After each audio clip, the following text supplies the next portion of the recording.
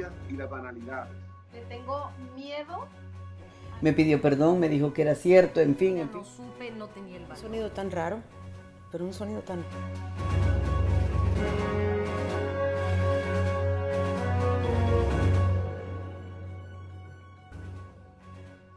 ¿Qué tal? ¿Cómo estás? Siempre es un gusto saludarte en casa con Neida. Bueno, como padres de familia siempre estamos preocupados por la educación de nuestros hijos, sobre todo durante esta pandemia.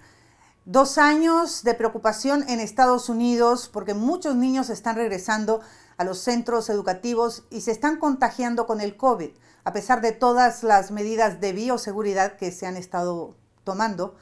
Pero hay una noticia que me ha llamado la atención porque viene de mi país natal, Honduras, y he estado leyendo reportes de que Honduras es el último país en Centroamérica que todavía no tiene educación presencial. Los niños no han regresado de manera presencial a las escuelas, a los centros educativos de manera oficial. Y Honduras está en la lista de 8 países en el mundo que aún no tienen educación presencial. Entonces, la brecha que va a existir es catastrófica, dicen algunos expertos, por estos 2 años de pérdida escolar. Para entender este complejo tema, me voy a comunicar directamente con el ministro de Educación de Honduras, el ingeniero Arnaldo Bueso. Le agradezco por su tiempo porque sé que tiene una agenda muy ocupada, pero quiero comprender qué es lo que está pasando en mi país, porque sé que también hay directores de centros educativos, comunidades, padres de familia, que han tomado ese derecho de la educación para sus hijos en sus manos. Así que vamos a conversar con el señor ministro, quien está en Tegucigalpa, Honduras.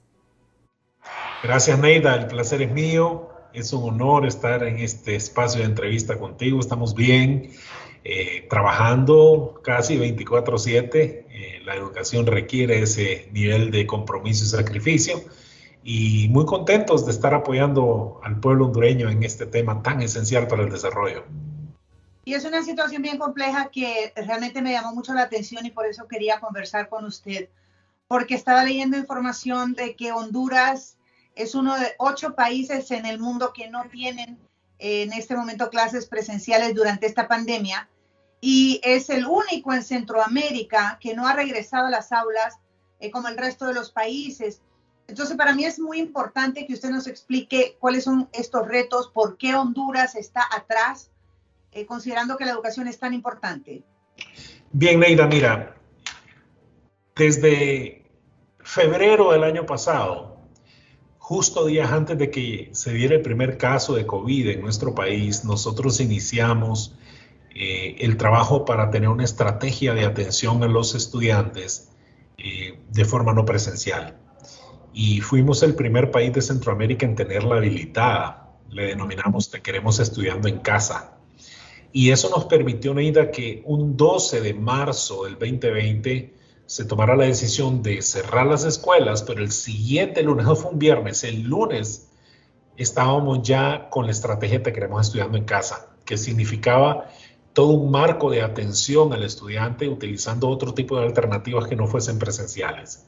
Por ejemplo, y conscientes de que el radio de acción del Internet en nuestro país no es tan fuerte, apenas un 40% de la población tiene acceso al Internet, que es la alternativa más viable que existe, pues trabajamos fuerte con más de 132 canales de televisión a nivel nacional que nos regalaron tiempo aire para poder dar las clases, muchos de ellos incluso en vivo. Fue un gran reto para los docentes. La radio, volver a métodos que antes eran muy importantes para atender a nuestra población, la distribución de cuadernos de trabajo y textos a toda la población de estudiantes que no podía o que no estaba yendo a la escuela, y la plataforma de internet que teníamos que se llama Educatrachos y que aprovechamos el 2020 para remozarla por completo a través de un convenio con Microsoft y convertirla probablemente en una de las plataformas educativas más fuertes de Centroamérica. Ese fue el paso inicial que dimos, que nos permitió atender de inmediato a nuestra población de estudiantes, en el entendido Neida, que jamás nada puede sustituir la presencia de un docente frente a su alumno. Pero la pandemia nos obligó a estar en casa y trabajar desde casa. Y eso implicó también, Neida, un reto fuerte para los padres. Yo recordaba, porque uno en esta época actual difícilmente puede tener suficiente tiempo para dedicar a sus hijos al estudio. Yo recuerdo cuando era un niño, mi mamá y mi papá dedicaban horas completas para trabajar conmigo. Pero hoy día es difícil. Y el reto más grande fue para los padres, que tuvieron en casa que dedicar tiempo para trabajar con sus hijos. Y muchos de ellos me llamaban y me decían, yo no doy más.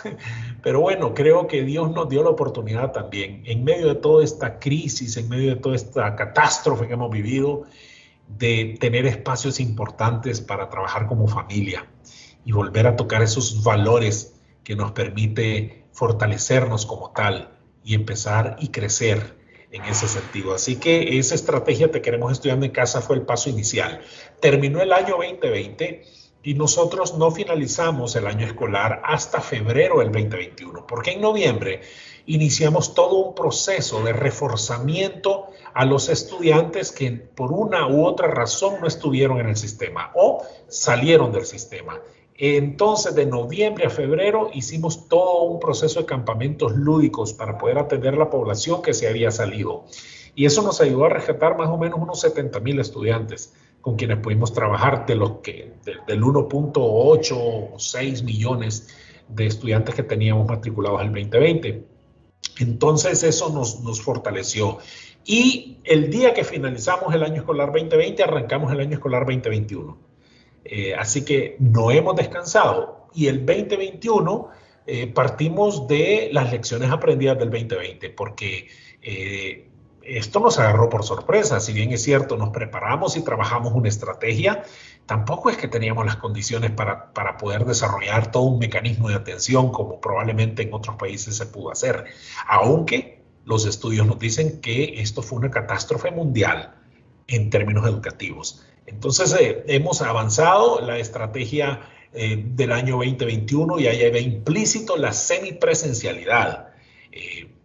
En agosto 16 habilitamos la apertura semipresencial de los centros educativos no gubernamentales, los privados. Y los que iban cumpliendo con el protocolo establecido por la Secretaría de Educación, que lleva implícito opción a docentes y personal administrativo, podía ir abriendo el centro educativo. Hoy día muchos centros privados ya están trabajando normalmente en la semipresencialidad. Eso significa que si antes teníamos 30 estudiantes en un aula, pues ahora solo podemos tener 10. Y estos 10 van a estar 2 días y el resto de la semana van a casa a trabajar tareas mientras vienen los otros grupos y así sucesivamente. Y el 26 de agosto habilitamos la apertura semipresencial de los centros educativos gubernamentales, 131 centros educativos aproximadamente, y allí el proceso de apertura era más riguroso. Primero, basado en la información proporcionada por la Secretaría de Salud, identificamos los municipios donde el registro o rango de incidencia de casos COVID era bajo. Nos fuimos del rango de 0 a 3%, lo mínimo, y esos municipios son los que identificamos. Fueron alrededor de unos 50 municipios a nivel nacional, donde el registro de casos de COVID era mínimo o 0. Luego identificamos los centros educativos que tenían las condiciones en infraestructura, principalmente en agua y saneamiento, para poder atender a educandos, docentes y personal administrativo. Luego asegurar que los docentes tuviese sus 2 dosis de vacuna también. Y finalmente, asegurar la entrega de material de bioseguridad que la Secretaría de Educación fue responsable en términos de mascarilla y otro apoyo a el centro educativo. Cuando se cumplían todos estos requisitos, fueron abriendo los centros. Y hoy día tenemos más de 130 centros abiertos y muchos más que la comunidad está pidiendo abrir, porque al final de cuentas es un proceso voluntario, no es obligatorio. El padre decide si envía o no a su hijo, pero la comunidad educativa es la que decide si el centro educativo se abre o no. Esto en el proceso oficial, pero quiero comentarte, y esto no lo he dicho públicamente aún, hasta ahora. Desde febrero, Neida, alrededor de 10.000 centros educativos a nivel nacional han estado operando en el sector rural de nuestro país. Sin permiso. Con permiso de la comunidad educativa y el acompañamiento que nosotros damos. Si la comunidad educativa aprobaba, ellos lo conforman los docentes, el director del centro, padres de familia, gobierno local, sociedad civil. Si todos ellos reunidos decían, vamos adelante, iban adelante. Y muy contento de saber que a estas alturas no hemos tenido ningún problema en estos centros educativos y todo lo contrario, ha sido un alivio, un bálsamo poder tener abiertos los centros educativos en la semipresencialidad, porque estos están ubicados en las zonas rurales donde casi no tenemos acceso a otro tipo de alternativa tecnológica. Entonces eso nos permitió poder atender a nuestros educandos. Este año también hicimos la distribución de cuadernos de trabajo y textos en 280 de los 298 municipios del país. Y además de ello, la distribución de tablets, que ya llevamos las 5.000 que inicialmente se compraron, más el resto de las gestiones que hemos hecho, que sumarán unas 20.000 probablemente en su totalidad, y 50.000 más que estaremos entregando en los próximos días. Entonces, eso nos va a ayudar. Al final de cuentas, de toda esta cuestión terrible que hemos vivido, si yo puedo decir una cosa buena que ha pasado es que tuvimos que acelerar el paso en el tema tecnológico. Y eso, sin duda alguna, fue un gran beneficio para todas y todos. Señor ministro, usted está entonces, podríamos decir, contento, tranquilo, puede celebrar que Honduras durante esta pandemia ha estado bien en materia educativa, porque lo que he leído es que más de 1 millón de menores no han regresado a las escuelas.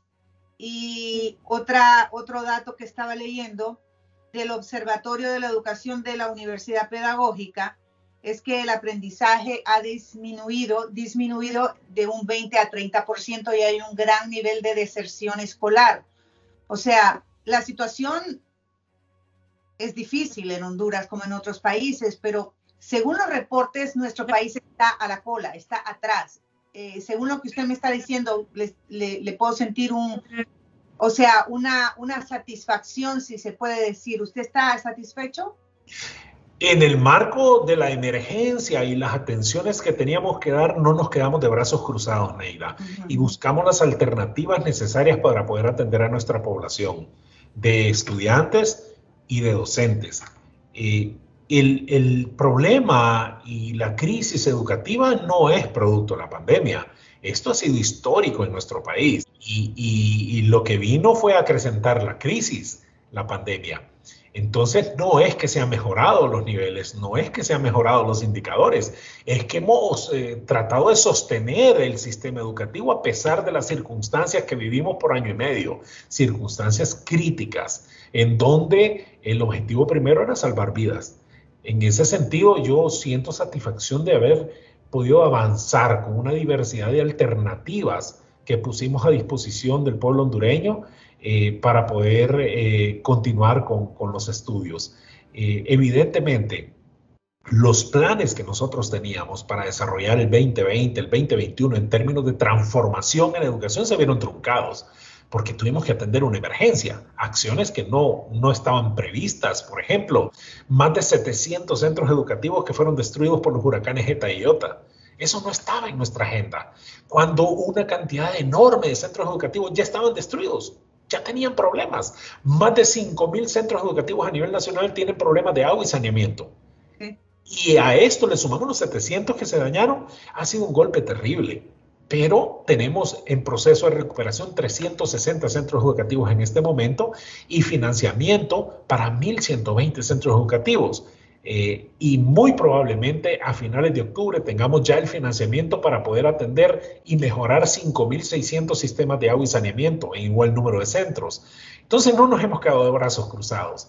Hemos avanzado a pesar de las circunstancias, pero no quiere decir que se haya disminuido las brechas que ya veníamos arrastrando desde hace años, desde hace décadas en nuestro país. Durante este tiempo que usted ha tratado de establecer los mecanismos a seguir para poder dar luz verde para clases semipresenciales en Honduras, hay dirigentes magisteriales que lo han atacado duramente porque uno de los parámetros que han establecido para que puedan regresar los alumnos a las escuelas es asegurarse que la infraestructura de los centros escolares está adecuada, las medidas de bioseguridad, vacunar a los docentes, obviamente, y le critican porque dicen que no todos, y usted lo ha explicado, que hay demasiados centros escolares que no tienen la infraestructura adecuada. ¿Qué ha hecho con esas críticas? Sí, mira, Neida, algunos dirigentes magisteriales en su afán de protagonismo político, porque están corriendo por una candidatura política, tratan de identificar situaciones que a veces no son ciertas o no caben en el contexto actual. Por ejemplo, que digan, no vamos a ir a los centros educativos a retornar a clases hasta que no los reparen todos. Por Dios, son miles de millones de lempiras que se ocupan para reparar todo el sistema, todos los centros educativos nacionales, ¿verdad? Entonces, las alternativas que hemos definido como atención en la reapertura son las que hemos consensuado con ellos, con los dirigentes magisteriales, porque hacía 10 años, hasta que su servidor llegue a esta secretaría, que las puertas estaban cerradas para ellos. Y ahora trabajamos de la mano y coordinamos efectivamente en la medida que los objetivos sean comunes, que es atención a nuestros educandos y asegurar la calidad de la educación en el país. Y hemos venido trabajando fuerte. Entonces, todo el mecanismo de apertura que hemos tenido en términos de semipresencialidad ha sido consensuado con ellos. Claro, no vamos a abrir centros educativos para semipresencialidad que no tengan las condiciones hidrosanitarias, pero que no me exijan que tenga aire acondicionado todos los centros educativos, porque tenemos que tener conciencia de la realidad que estamos viviendo. Si nos ponemos a esperar a que reparemos todos los centros educativos, pasarán muchos años para poder abrir uno. Entonces, tenemos que ir avanzando en ese sentido. Y cierro con lo de la vacuna. Para poder avanzar con esto, nosotros iniciamos todo un proceso, Neida, de vacunación, gestión que hizo la Secretaría de Educación para hacer una vacunación temprana en términos de tiempo a los docentes. Y bajo la gestión nuestra se lograron vacunar más de 46,000 docentes en su primera dosis. Y luego ya vino el vacunatón, que fue un proceso mucho más amplio y mucho más abarcador y nos permitió llegar a la gran mayoría de nuestros docentes, que es lo que nos ahora habilita para poder ir abriendo centros. Entiendo que parte de este esfuerzo para que los estudiantes del sector público puedan regresar a los centros educativos, ustedes están dando la luz verde a las comunidades básicamente para que ellos tomen las medidas junto con los directores de los centros educativos, los padres de familia, municipalidades, pero tienen que tener un requisito que tienen que tener el visto bueno de SINAGER, que es este organismo que está velando por la bioseguridad durante este tiempo de pandemia, entiendo, ¿no? Sí, es a través del SINAGER y las competencias locales que hay del SINAGER en cada comunidad. A través de ellos se hace la gestión, la comunidad educativa evalúa las condiciones en base a los parámetros que la Secretaría de Educación ha puesto y decide si se puede abrir o no. Y si deciden abrir, van al SINAGER local, ellos hacen la inspección junto a la Secretaría de Educación, formamos parte del SINAGER y ahí se determina si se abre. Y el SINAGER evalúa otras condiciones, el tema de la situación de la pandemia y ver las condiciones hidrosanitarias y otros aspectos más. Entonces, la suma de la decisión de la comunidad educativa más el SINAGER es la que permite habilitar los centros educativos en su reapertura. Y en un año político, y conociendo que usted fue miembro del Consejo Nacional Anticorrupción en Honduras, le quiero preguntar, ¿cómo ha influido la alta corrupción que hay en nuestro país, si eso no es noticia nueva, en este regreso a clases y en este restaurar por lo menos la infraestructura de los centros escolares para que estos estudiantes puedan regresar con agua potable, con inodoros, con servicios sanitarios? Porque es lo menos que se le puede dar a los niños y a los jóvenes hondureños al regresar a clases, ¿no?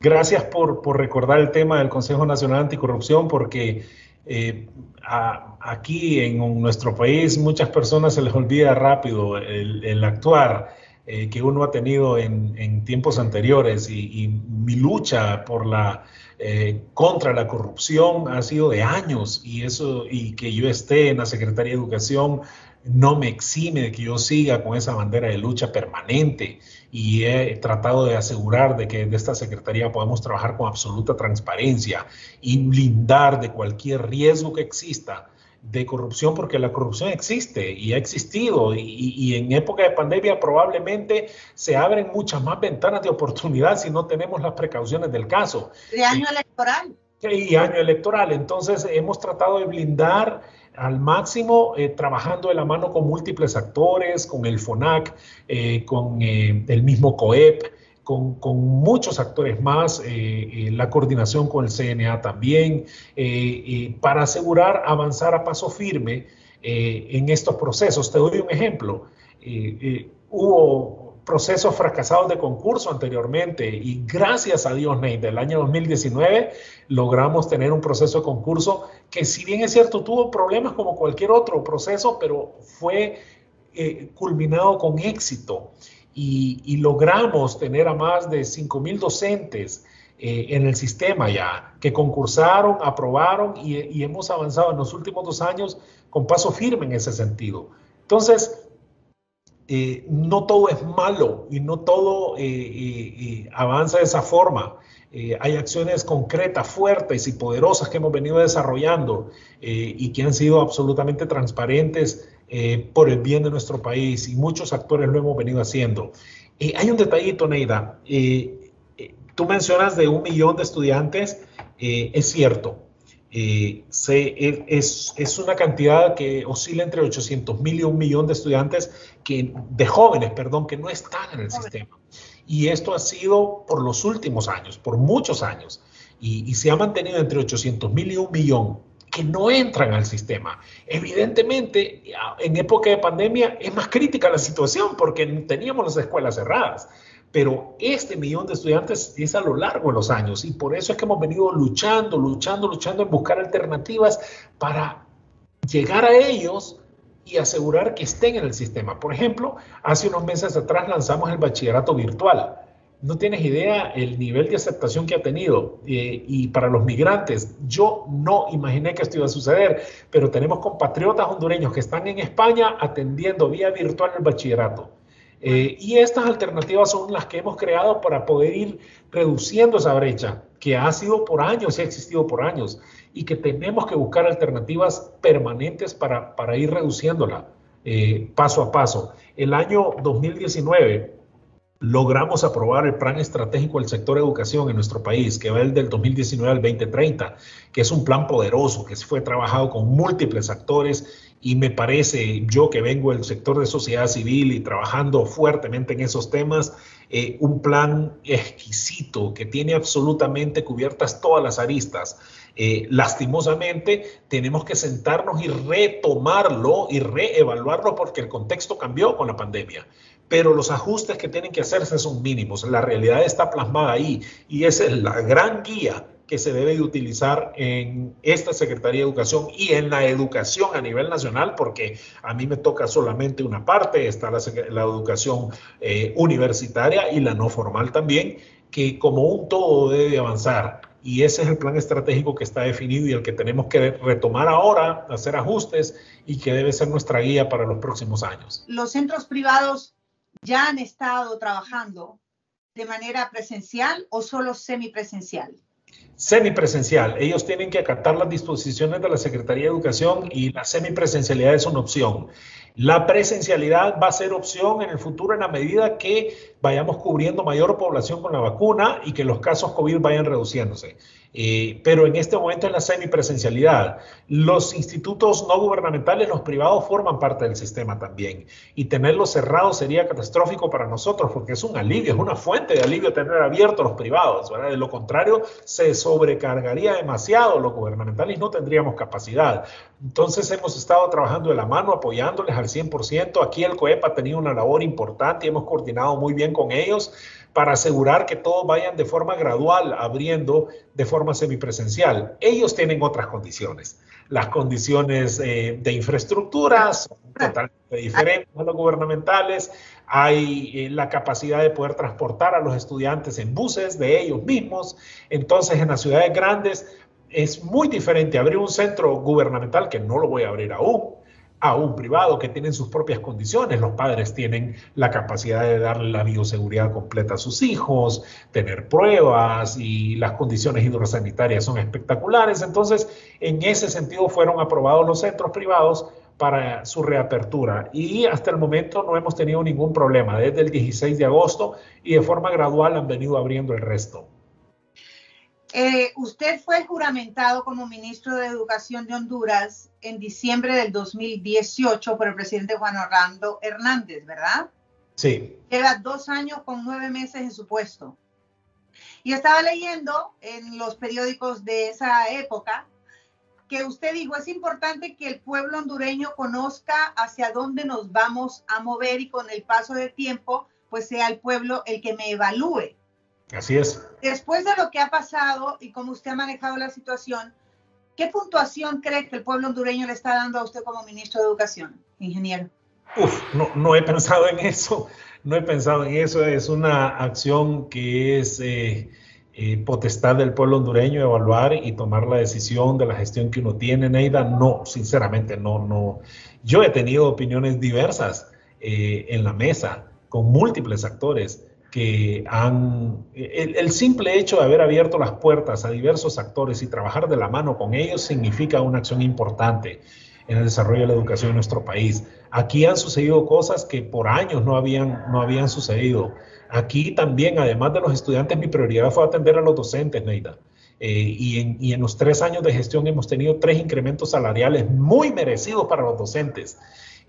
Más de 4,000 lempiras de incremento en estos años mensual a cada docente. Hemos tenido el concurso docente. Hemos desarrollado un proceso de homologación de leyes. Mira que eso era necesario con el Estatuto del Docente y la Ley Fundamental de Educación. Los reglamentos en algunos artículos chocaban, y esa homologación la hicimos de la mano con los gremios magisteriales, con las universidades, con sociedad civil, con la Secretaría de Educación, con Gobernación.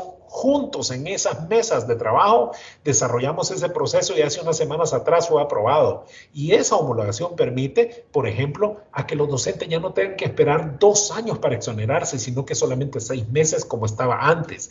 Entonces, todas esas acciones probablemente no, como Secretaría no tenemos la capacidad suficiente de poder hacerlas visibles al pueblo hondureño. Tampoco ando buscando eso. Mi labor es cumplir con lo establecido. Y así como esa acción, han habido cualquier cantidad de situaciones que hemos venido solventando, resolviendo problemas históricos que han existido en esta Secretaría, deudas increíbles que por años y años estaban acumuladas. Y justo aquí, al lado, tengo a los docentes jubilados con quienes estamos resolviendo ahorita pendientes desde el año 2016. Todos esos temas eran o formaban parte de agendas invisibles, nunca existían, y nosotros lo hemos tomado porque para nosotros es fundamental, es esencial que el docente tenga las buenas condiciones para poder laborar. Y así una serie de acciones más que implica otros procesos. Algunos temas no pudimos avanzarlos por efectos de la pandemia, que nuestra prioridad era trabajar hacia ese rumbo, pero no lo pudimos hacer. Por ejemplo, el cambio de la currícula, que era importante desarrollar, no pudimos avanzar en ello porque tuvimos que atender la pandemia, pero sí pudimos avanzar bastante en el tema de infraestructura escolar, que si me lo permites te compartiré las fotos que tenemos de la remodelación de centros educativos, que no es un simple cambio de celosías o techo, es remodelación completa de centros educativos que han quedado totalmente transformados. Y esa remodelación de la infraestructura de centros educativos es un plan suyo. Sí, es plan desarrollado, evidentemente un plan. ¿Una idea suya? Sí, claro, forma parte de una estrategia de gobierno del presidente Hernández. Una de sus estrategias cuando llegó a este puesto, ingeniero, era precisamente enfocarse en infraestructura, ¿no? Por supuesto, el tema de la infraestructura escolar, el tema del concurso, recuerda que entrando a la Secretaría hubo una huelga grande de las plataformas para educación y salud y tuve que trabajar de inmediato en ese tema y de allí instalamos las mesas por la educación, que significó identificar las grandes necesidades que había en educación, y eso estableció mi agenda. La agenda que establecieron todos los gremios y todos los actores vinculados a la educación y se priorizaron, eso se convirtió en agenda de trabajo y hacia eso es que fuimos avanzando y solventando. El tema de infraestructura era uno de los temas esenciales a abordar. El tema de la formación docente era súper importante. El tema del concurso docente era más que necesario porque había habido fracasos de concurso anteriormente. Y así sucesivamente otras acciones importantes que se establecieron y otras que surgieron producto de la pandemia y de los huracanes Eta y Iota que tuvimos que priorizar y que no estaban anteriormente establecidos. Cuando usted tomó posesión en diciembre del 2018 de ese plan que usted traía con usted para el Ministerio de Educación, ¿qué porcentaje ha logrado realizar? No he terminado de contabilizar porque todavía faltan algunos meses de gestión y que son importantes para poder avanzar en temas estratégicos. Por ejemplo, Neida, en las próximas semanas vamos a estar desarrollando el Gran Foro por la Educación. Es un trabajo que hemos venido trabajando, valga el juego de palabras, con diversos sectores, con las universidades, con el COEP, con los gremios magisteriales, para redefinir el rumbo de la educación en nuestro país producto de esta emergencia que vivimos. Eso va a significar un hito histórico en educación del país y vamos a dejar como huella eso, ese legado, y aquí está, y al pueblo hondureño le queda los pasos a seguir en términos de educación, que mucho tiene que ver con el plan estratégico del sector de educación. Pero el foro ha significado la revisión de la situación actual en el contexto que tenemos para reorientar la acción hacia la educación. El tema de la infraestructura escolar era esencial, la formación docente era esencial en mi plan, el tema del concurso era una de las grandes prioridades, la atención en ajustes salariales a los docentes era clave, la atención en la currícula y mejoramiento de la currícula era una de las grandes prioridades, pero que no pudimos avanzarla porque eso requería más tiempo y otro tipo de inversión que ahora tuvo que derivarse a atender la pandemia. Pero sí creo, Neida, que muchas de las prioridades establecidas en su momento han sido evacuadas y otras han sido muy bien encaminadas para que tenga una finalización efectiva en los próximos meses. Señor ministro, ¿su puesto es un puesto político? Sí, las secretarías de Estado son decisiones políticas estratégicas de un presidente. Es una decisión del presidente, es su potestad escoger a las personas que tengan las competencias para asumir un puesto de esta naturaleza. Probablemente a muchos sorprendió el hecho de que yo no tengo formación docente. Pero mi recorrido por más de 18 años en sociedad civil, trabajando temas vinculados al desarrollo y muchos de ellos en el tema educativo, forjaron en mí competencias importantes y sobre todo competencias gerenciales, porque en este tipo de posiciones la gerencia es lo importante, la toma de decisión estratégica oportuna es esencial para el éxito de una gestión y el rodearse de gente con las competencias específicas en la especialidad, pues es el complemento que uno puede tener. Y yo tengo un equipo de especialistas en el tema educativo y que tienen una experiencia de muchos años, que son los que respaldan el trabajo que su servidor ha venido haciendo durante estos más de 2 años. Usted se graduó de ingeniero forestal en Idaho, en Estados Unidos.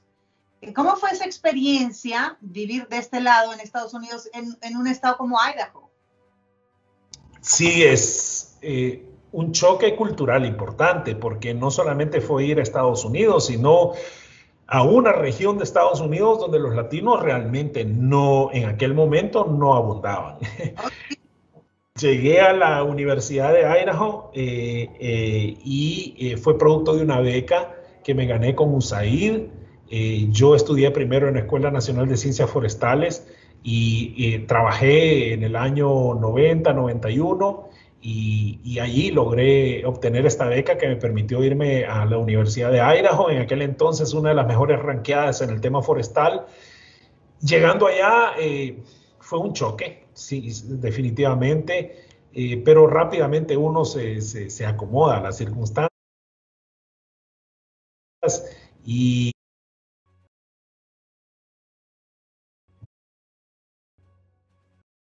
experiencias lindísimas. Logré ser el presidente de la Asociación de Estudiantes Internacionales, no latinos, internacionales, y eso me potenció a otros espacios importantes de gestión también.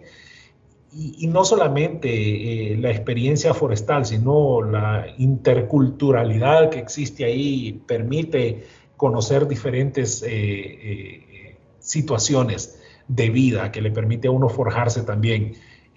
Estudié la ingeniería forestal con una especialidad en manejo forestal y caminos forestales, y otra en el tema de sistemas de información geográfica, que en aquel entonces simplemente era una novedad, ¿verdad? Ahora todos tenemos un sistema de información geográfica en nuestros celulares, y eso fue una experiencia poderosa para mí, poder entrar en ese mundo, aunque en la práctica mi regreso a Honduras no fue uno de los temas que logré potenciar porque me orienté más al tema del manejo forestal.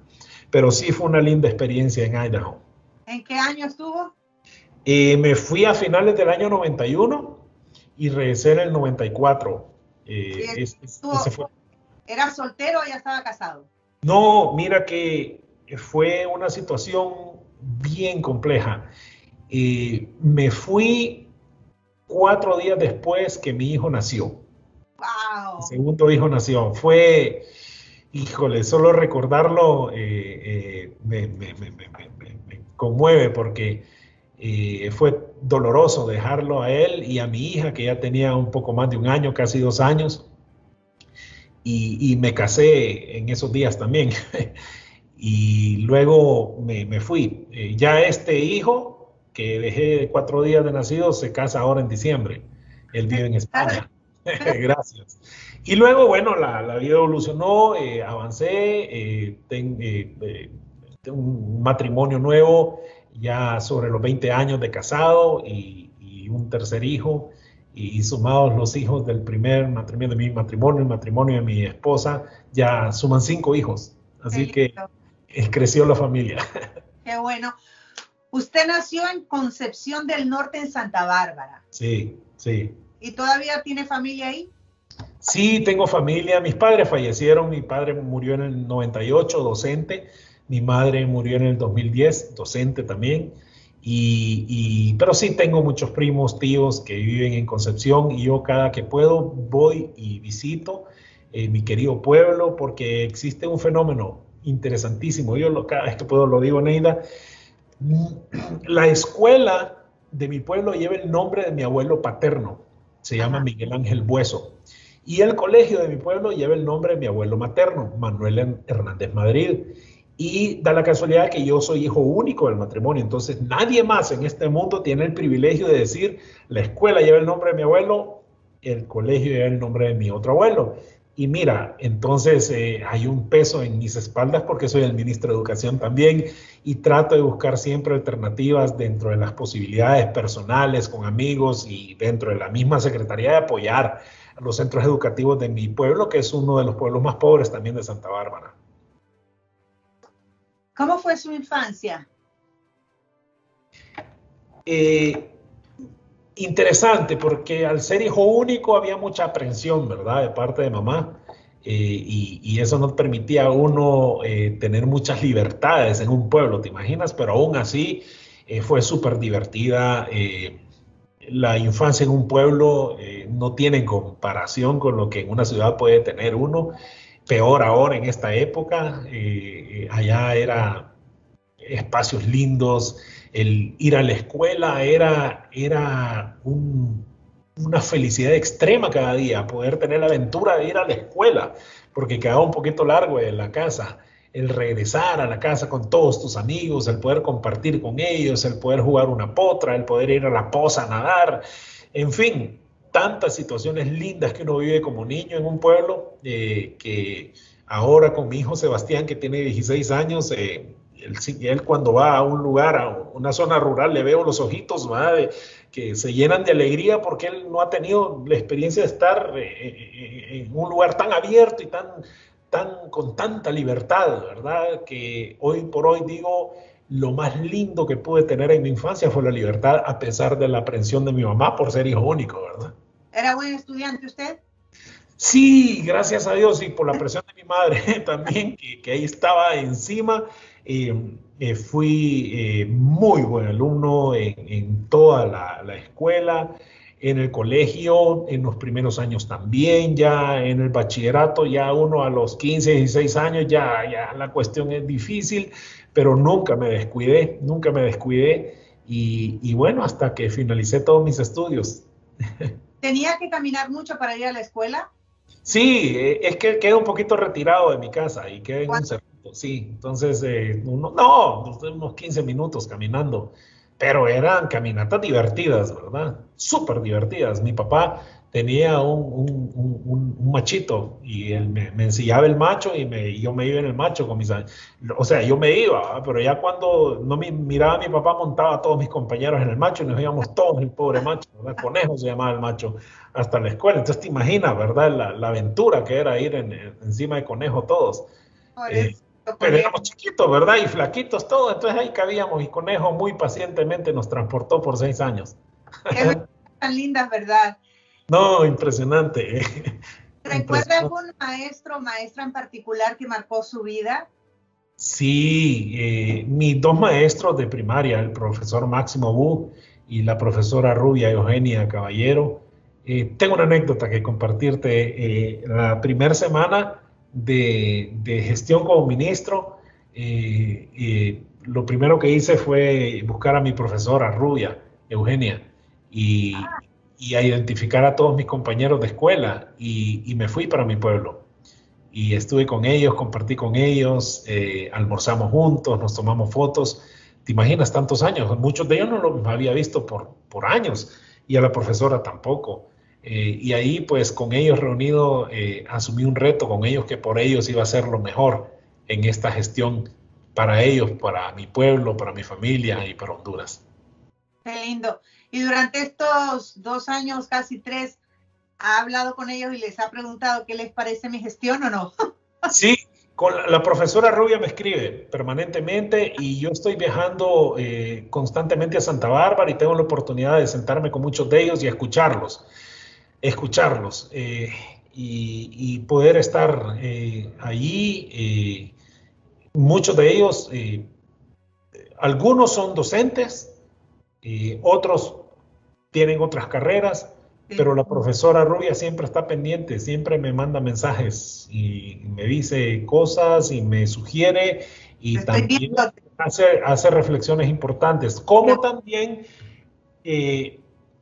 compañeros míos de escuela o otros que habían salido, pero son mis amigos de pueblo, que hoy son los directores de los centros educativos o son docentes en el centro educativo, que pasamos en constante mensajes con ellos, ¿verdad?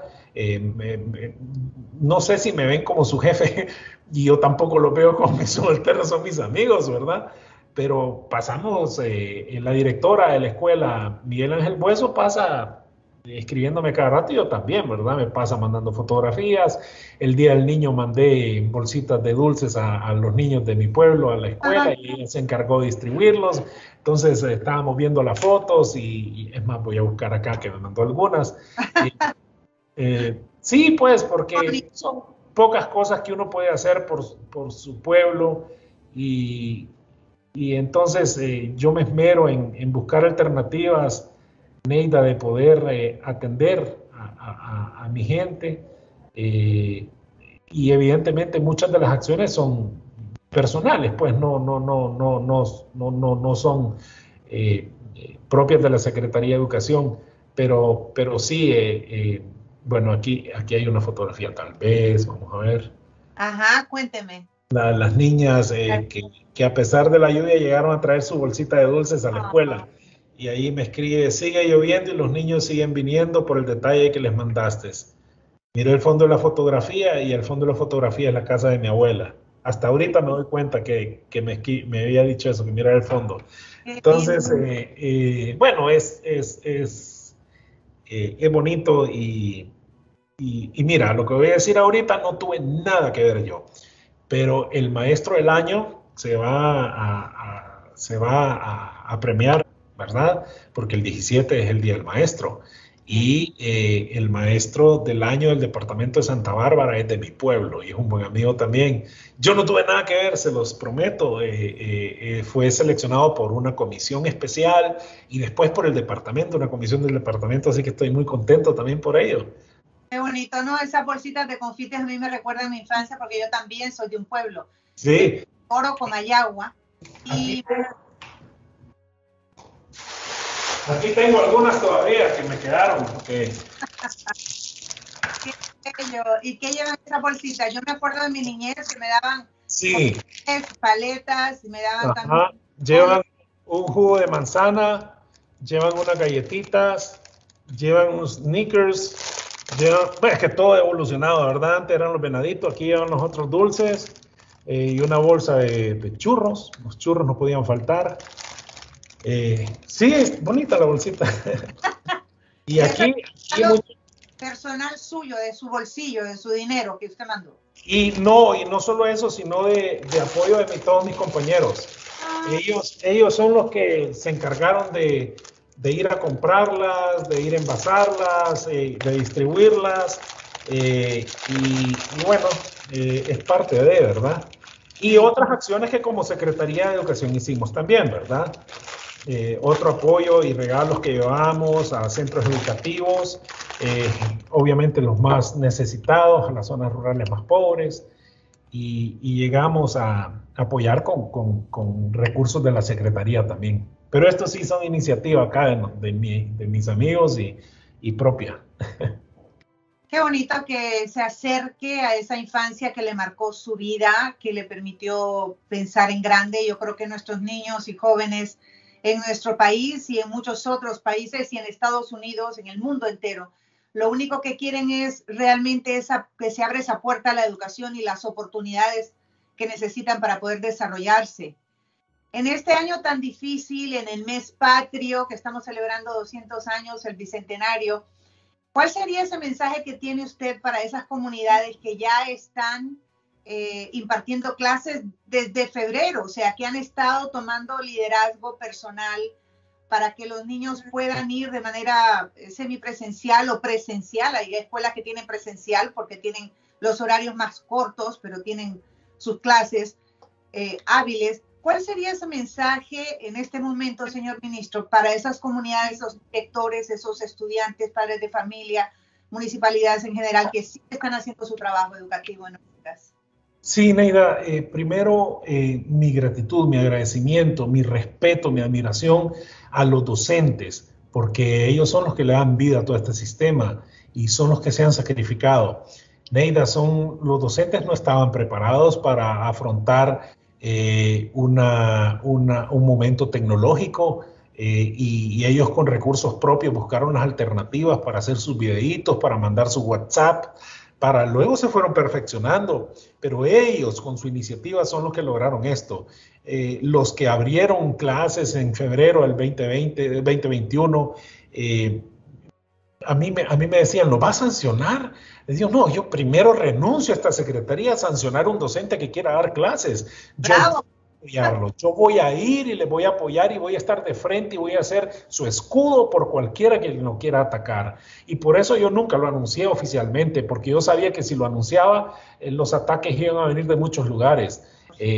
Pero a ellos mis respetos, mi admiración y voy y lo visito y les agradezco en nombre del pueblo hondureño por todo ese esfuerzo que han hecho. En Honduras, como en otros países, el año escolar comienza en febrero y termina en noviembre. En Honduras terminará en octubre porque hay elecciones en noviembre. Y dice que usted se tardó porque esta semipresencialidad hubiera iniciado en febrero, cuando inició el año escolar, y no en agosto, cuando ya está terminando el año. ¿Qué le dice a usted a esa crítica? Que empezamos en febrero con 10,000 centros. Y que no lo mencioné porque probablemente podíamos tener críticas incluso de estas mismas personas. ¿Usted sabía que estos 10,000 centros a nivel nacional estaban operando? Sí, claro, y los hemos monitoreado permanentemente y les hemos estado apoyando. Y sobre todo la comunidad educativa es la que se ha volcado a apoyarlos a ellos. Mira, Neida, que estos 10.000 centros no hubo necesidad que esta secretaría les llevara a bioseguridad a la comunidad. La comunidad generó la iniciativa para poder apoyar. Sí, ellos están comprando los materiales, sí. Sí, los papás, los docentes, la empresa privada. Entonces, esa es la reacción que uno quería ver en un pueblo, que priorizaran la educación, que priorizaran la apertura de ese centro educativo y que unidos ellos, la comunidad, decidieran apostarle a la educación. Y esa es la satisfacción más grande que podemos tener en este momento. No hubiese sido muy irresponsable de mi parte poder abrir antes centros educativos cuando no teníamos un proceso seguro de vacunación. Por eso el proceso oficial que ahora estamos haciendo de apertura y reapertura ya lleva implícito una serie de protocolos de atención, ¿verdad? Que nos permite poder asegurar la salud de los educandos, de los docentes. Y en la medida que podamos ir teniendo la vacunación más fuerte en nuestra población, en esa medida vamos a ir abriendo los centros educativos. A mí no me queda la menor duda de que con el ritmo que estamos moviéndonos en la vacunación, Neida, a final de año vamos a tener gran parte de la población vacunada y entonces el próximo año tener el chance de abrir el año escolar ya en la mayoría de los centros de forma semipresencial. Y tú mencionaste un detalle, entregar los centros educativos en octubre. Yo he pedido públicamente, y lo hago de nuevo, al Consejo Nacional Electoral de que haga y considere mi petición de entregar los centros educativos una semana antes de las elecciones. Permítanos avanzar con las clases, que eso es lo que realmente va a transformar esta nación. Y un mes, una semana, 15 días de clases más, no tienen idea del rédito que va a tener en el futuro por nuestro país. Yo lo hago público de nuevo, Neida, que nos permitan avanzar lo más que podamos en el mes de octubre con las clases y no un mes antes entregar los centros educativos. Porque sinceramente yo no veo la necesidad de poder cerrar un centro educativo con tanta antelación y en estos momentos de crisis y de emergencia que estamos viviendo, pues apostemos un poco a la educación, permítanos avanzar un poco más en este mes de octubre.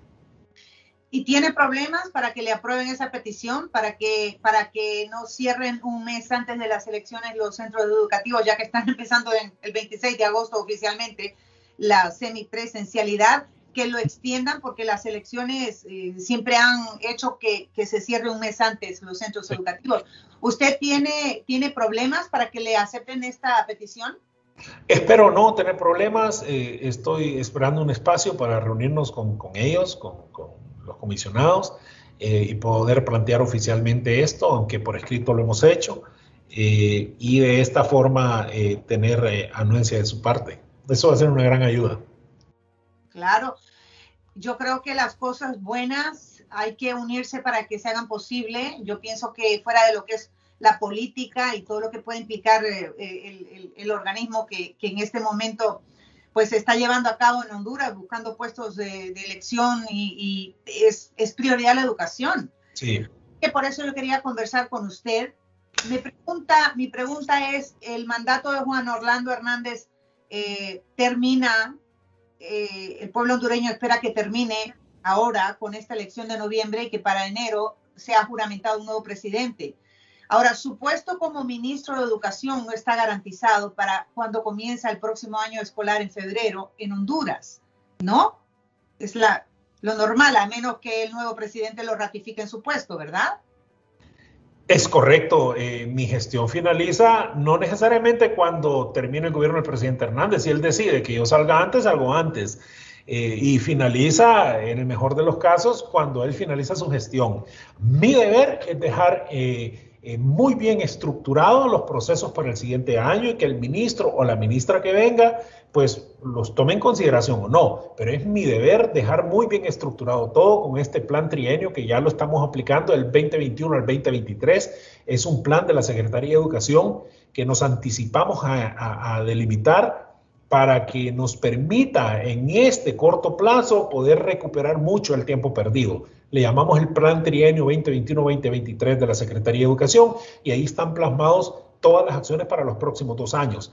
Y eso pues es un norte que dejamos con mucho respeto a quien venga, y si lo considera, pues qué bien, si no, pues ya es potestad de él o ella avanzar, pero mi gestión termina en ese momento. Sí, pero igual ese gran plan que usted tiene, y que me gustaría que me explicara brevemente, lo pueden tirar a la basura y empezar de cero, ¿no? Cuando empieza un nuevo gobierno. Por eso, que hay un buen plan que considerar, ¿no? Y es un temor que tengo, y por eso el gran foro por la educación que vamos a desarrollar con la empresa privada, con los gremios magisteriales, con las universidades, y tener ahí todos juntos para firmar ese gran acuerdo, y que sea una base que no sea tan fácilmente destruida o tirada al cesto de la basura, porque es el esfuerzo de múltiples actores, no del ministro de Educación, de múltiples actores que están luchando por la educación en Honduras. Y lo que tienen ellos es hacer prevalecer ese plan a través de ese gran acuerdo que vamos a firmar. Y esperamos no solo tener al presidente de la República, al presidente del Congreso e incluso a los candidatos de los demás partidos para que se comprometan a darle seguimiento al mismo. En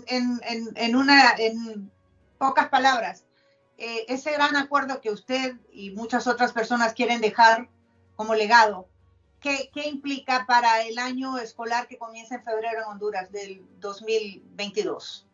Bueno, son una serie de temas, Neida, que van desde lo tecnológico para impulsar la parte tecnológica, ya que probablemente yo diría que en educación la única cosa positiva que pudimos vivir post pandemia es el hecho que tuvimos que acelerar el paso en la parte tecnológica. Bueno, el tema tecnológico, seguir impulsándolo, seguir asegurando la conectividad, porque no va a haber retroceso en la parte tecnológica, en la parte de la conectividad.